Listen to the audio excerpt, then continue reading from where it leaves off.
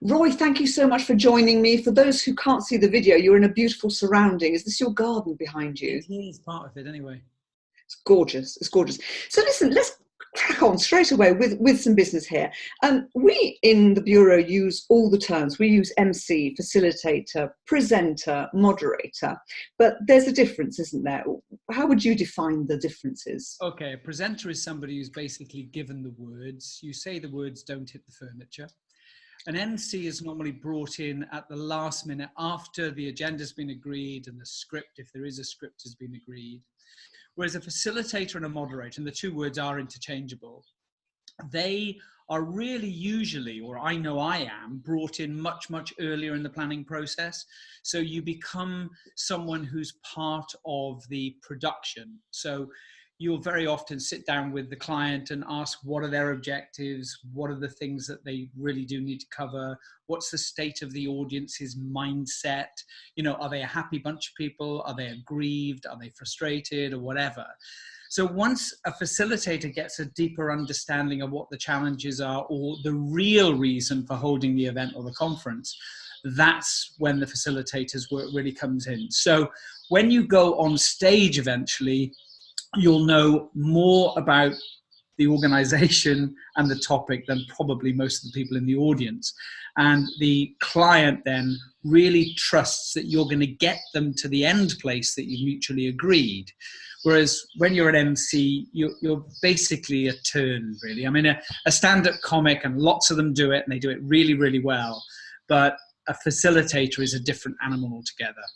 That's brilliant, because I think a lot of people won't know the definitions. That's really helpful. So, and how is a facilitator's role different from being a speaker?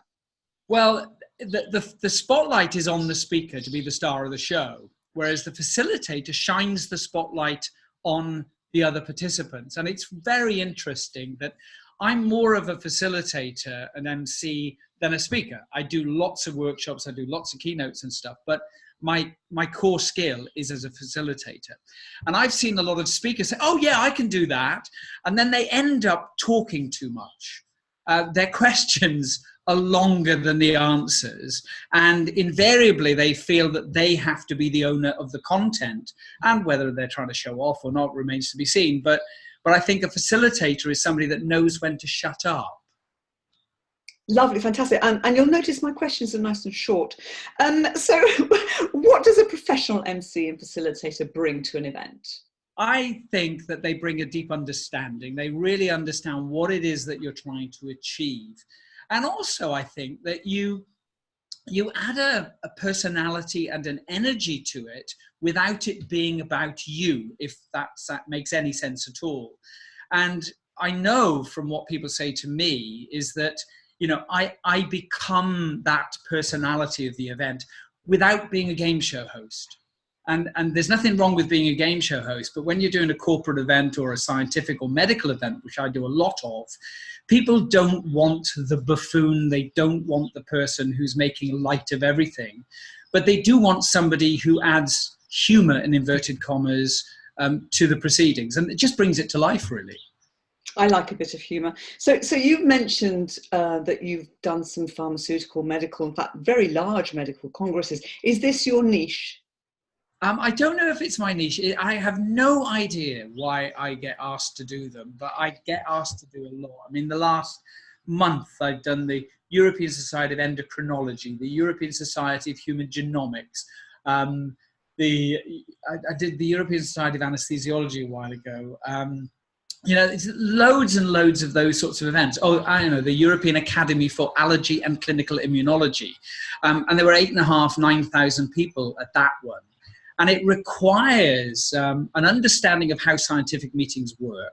But it also means that you have to really just bring people along, because as we've all seen, there are a lot of extremely intelligent, very knowledgeable scientists and medical people in the world, but they're not always the best speakers. And I often coach those as well on how to become more engaging and more interesting to an audience by telling stories to illustrate a point and having the confidence to be a human being rather than a scientific robot, if you like.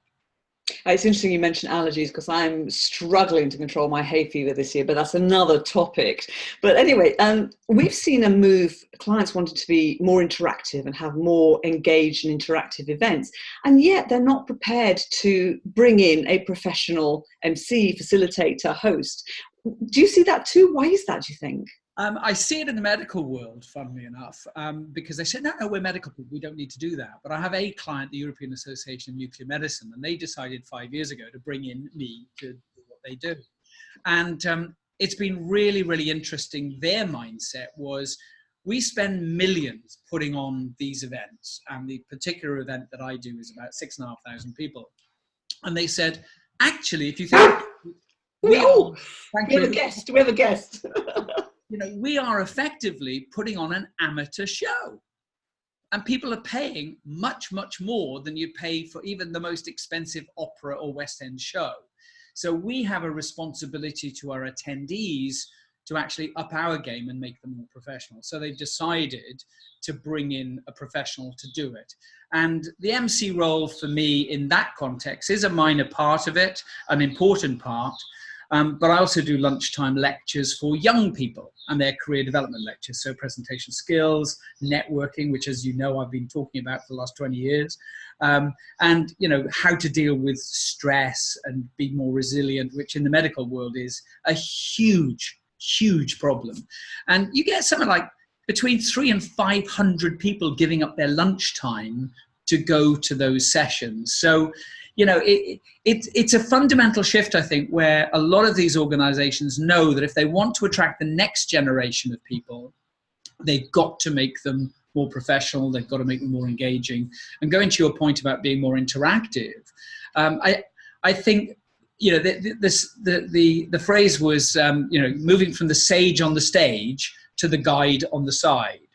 And I believe the role of facilitation and drawing out insight and giving people a better understanding of what their subject is about or the event is about, just does bring it to life in a different way. Because if you've got a whole conveyor belt of speakers who are not very good speakers because they're industry specialists, then ultimately it's not going to achieve the objective of the meeting. And, if you don't attract young people, those congresses are eventually going to die out, and they can't afford to let that happen, obviously. Okay, well, we've just seen an amazing example of a professional, because we've had a heckle by our new rescue dog just now, and you handled it and you carried on totally professional. Would that be one of the most challenging situations you've faced, or what other challenges do you face when you're hosting? I have had so many challenging situations, and you look back and you go, you could never have predicted that. I mean, I did one for an audience of 4,000 people, and they had an opening keynote speaker. It was a Japanese chap, very, very prestigious man, held in great esteem, but he was a very small man. He was Japanese. Stereotypes are dangerous, I know, but in this case he was. So thank you, agree, good. Anyway, he was giving the presentation, and because he was so small, he decided to close the lid of the laptop. And when he closed the lid of the laptop, he shut down the entire show. And by shutting down the show, it put all of the AV people into absolute panic mode. My client, who was the chief executive of this medical association, whispered to me, said, Roy, he said, we're going to have to reboot the system. Can you fill after he finishes for as long as it takes? And I said, well, that can take about 5 minutes. And he said, yeah, that's right. And I said, so you want me to give an ad lib 5-minute presentation to 4,000 people? And he went, yeah. And that's what I had to do. So I literally had 5 minutes notice to deliver a 5-minute relevant talk. So you can't go into speaker mode and use a bit of your talk. You have to do that. But I had another one. I was at The Hague for Symantec, the software company, and somebody was giving a trade presentation, a sponsored presentation, to about 1,700 people. And in the middle of her talk, she just froze. She was like a robot who got unplugged from the wall socket, and she just left the building. But she just stood there, and nobody knew what to do, and I had to do something. So I went on stage, and as I went on the stage, I said, to the sound guys, just cut my mic. So I had a feeling I knew what the problem was, because I trained as a hypnotherapist many, many years ago. Did you know that? Actually, anyway, that's by the by. So I whispered in her ear really, really quietly, directly into her ear, and I said, it's safe. It's okay. You can come back. Because she'd done what I thought was a switch. So she'd switched out, and it's a psychological thing that people do to avoid trauma and pain. Or so I thought. Anyway, she came back, and I said, are you okay? And her mic was on, and she said, yeah, of course I'm okay. Why are you here? She had no recollection whatsoever of what had happened. She watched a video later, and she had no idea. And then she admitted it had happened before. She doesn't present for that company anymore. So, things like that, you can never predict. I mean, I've had the lights go out. I've had the power go out for 800 people at the NEC in Birmingham. And, you just say, can you hear me at the back? And they go, yeah. And I said, so shall I carry on then? And you carry on. And you get to the end of it, and the lights come back on or whatever. And the feedbacks are always amazing. They just go, wow, how incredible. You think, all I did was talk loudly in the dark. It's no big deal. It's interesting, though, because I've actually heard people say that you are comfortable with chaos. Is that something that because you've had a lot of experience, or are you just happy to be out of control? I'm getting on a bit now. And I lived in a previous broadcasting world where things used to go wrong all the time.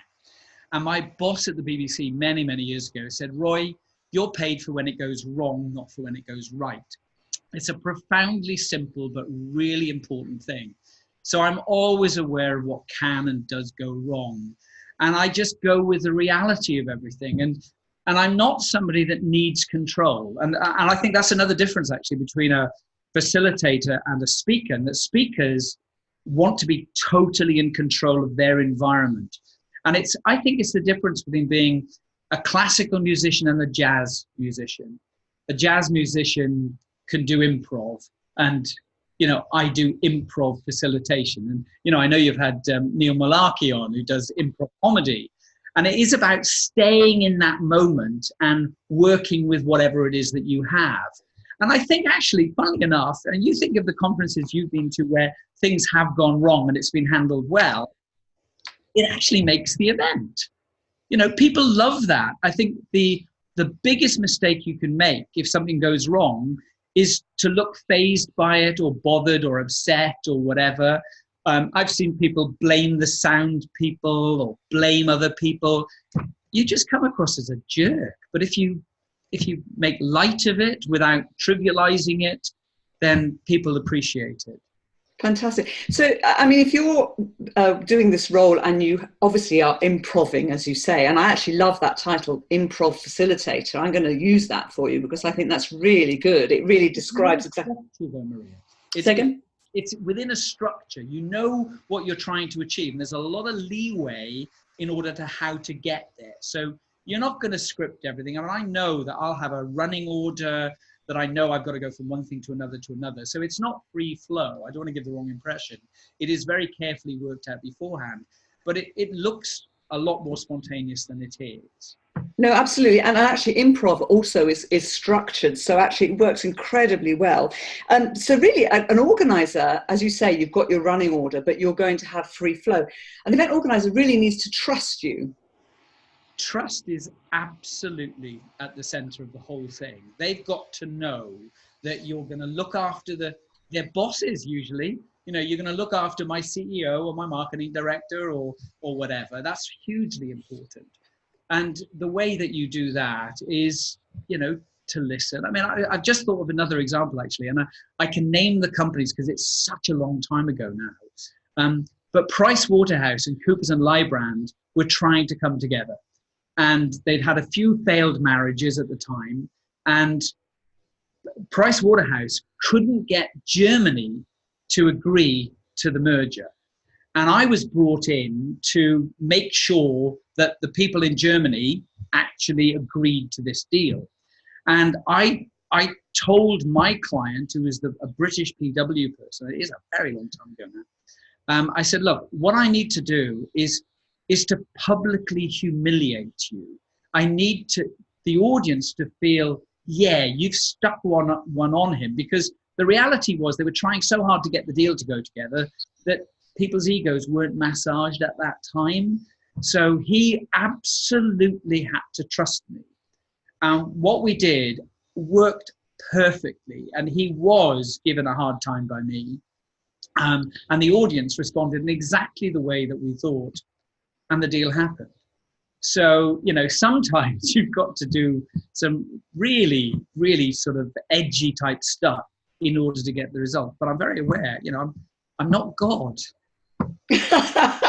That's very modest of you, Roy. That's wonderful.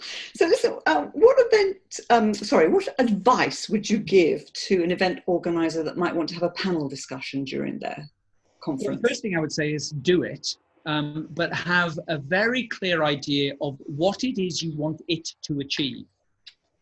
All too often, I've seen panel discussions where everybody on the panel is in violent agreement. So you need to create difference of opinion. So you need to choose people who are going to challenge. And, I do sessions at medical congresses where they're called pro and con sessions. So somebody will play the role of somebody in favor of an issue or a clinical issue. And then some people will play the role of being against it. So you can do this with panel discussions as well. And what I tend to do is to get the person who is being the nicest, the friendliest, the warmest to be on one side. And if I'm sitting, then it would be nearer me, although I tend to stand up because it creates a different dynamic. But that's my thing. I go into the audience very often. But a TV setup for panel discussion is very often they'll have the one with the extreme view at the far end, the one with the nice view, your end, and in the middle they'll have somebody who's got a sort of the middle ground sort of view. And then what you can do as the facilitator is you will then play one off against the other in order to create more interest and more energy and more insight. And I tend to get people to play rather than to be verbally aggressive or whatever. It's not a radio program, and it's not a TV show. So the biggest difference, I think, between that is you need to know what your outcome is. You're not doing it just, for entertainment. You're doing it to help the audience understand it. And I've often described myself as the conscience of the audience. So I'll ask questions that help the audience, but also at the same time, you help the panelists as well. I hope that's answered the question. It's a very complex topic, actually. No, I think you've answered it very well indeed, actually. Thank you very much indeed. So what do you think is going to be the future of conferences? Well, I think we as human beings, we still want to come together. We want to build relationships. And, I think building relationships is part of what you talked about trust. I mean, if you want to do business with people in the future, you really do have to meet them face to face first. I think there are a lot of people that disagree with me on that one. But I think conferences in that way are still going to carry on. And I see massive global events. However, there is a move now towards what are called hybrid events. And I don't know if you've come across hybrid events, but they're live events that might take place in different places all at the same time. And I was asked to be the lead facilitator for a hybrid meeting where I was in Brussels. They had a mini conference in London, one in Portugal, one in Torun in Poland, and one in The Hague. So I was facilitating live discussions in all of these different places. And I was fascinated beforehand to see how that was going to work. And I'll be honest with you, I was gobsmacked at how smoothly it worked. The technology is there now. And as we've said, I do a lot of medical, and more medical companies are now doing hybrid meetings.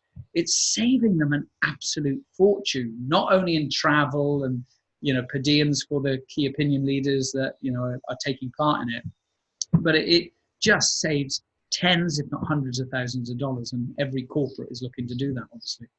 And it's good for the carbon footprint, isn't it, really? Absolutely, yes, absolutely. Which is really important. So tell me, you mentioned that you were a therapist. Of course I know. I mean, I have sought your counsel on more than one occasion. Thank you very much. I love those conversations right now.